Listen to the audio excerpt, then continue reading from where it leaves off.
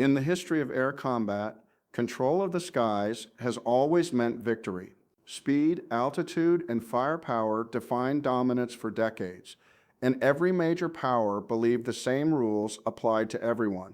If an aircraft could fly faster than defenses could react and higher than weapons could reach, it would survive. That assumption held until the 1980s, when aircraft began entering heavily defended airspace, striking targets deep inside enemy territory, and returning home without ever appearing on radar. These aircraft were not faster, and they were not flying higher. They were invisible.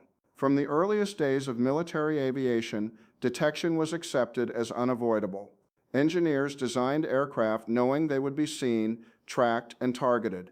Survival depended on timing and speed. Fighters rushed through danger zones. Bombers relied on escorts and electronic countermeasures, and each new generation pushed performance limits further. Faster engines, higher ceilings, and stronger weapons became the standard path forward. Yet beneath all this progress was a quiet acceptance that radar would always find you. That reality changed as radar itself evolved. By the 1960s, radar networks had grown powerful and widespread enough to track aircraft from hundreds of miles away. Air defenses no longer reacted locally. They coordinated fighters, missiles, and tracking systems with precision. Against these networks, even advanced aircraft appeared clearly on enemy screens. Jamming and evasive maneuvers offered some protection, but they were reactive measures. Once detected, an aircraft was already vulnerable. Losses increased and missions became more dangerous.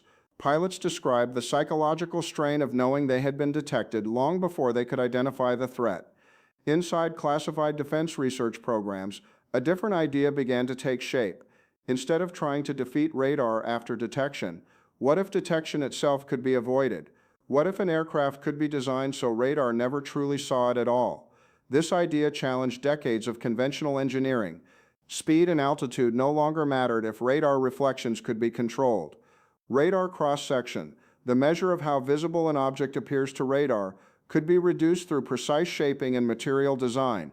Detection could not be eliminated entirely, but it could be reduced so drastically that an aircraft might register as insignificant or be lost in background noise. The solution did not rely on science fiction. It relied on mathematics, geometry, and compromise. Radar-absorbing materials were developed to reduce signal reflection. Aircraft surfaces were shaped with sharp angles to deflect radar energy away from its source. Weapons were carried internally to avoid exposing reflective surfaces. These choices came with costs. Early stealth aircraft were slower, less maneuverable, heavier, and more expensive than conventional designs. In military terms, the trade was logical. An aircraft that could not be reliably detected did not need extreme speed or heavy defensive systems. Invisibility itself became protection. Development proceeded under extreme secrecy. Test flights took place in remote desert locations, far from public view. Knowledge was tightly compartmentalized, even within the military. This secrecy was essential because early exposure would have allowed adversaries to adapt before stealth ever entered combat. When stealth aircraft were finally used operationally, the impact was immediate. Missions that once required large support formations were executed with minimal assistance. Aircraft penetrated dense air defense networks, struck high-value targets, and exited before defenders understood what had occurred. Radar operators reported brief and uncertain contacts that vanished before engagement was possible. The psychological effect was profound.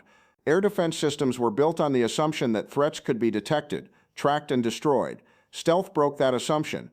Military doctrine changed as air campaigns began with invisible aircraft dismantling defenses from within, allowing conventional forces to follow with reduced risk. Stealth technology reshaped warfare permanently.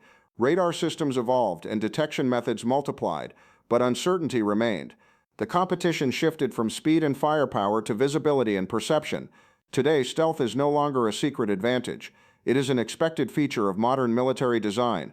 Aircraft, ships, and even ground systems apply the same principles.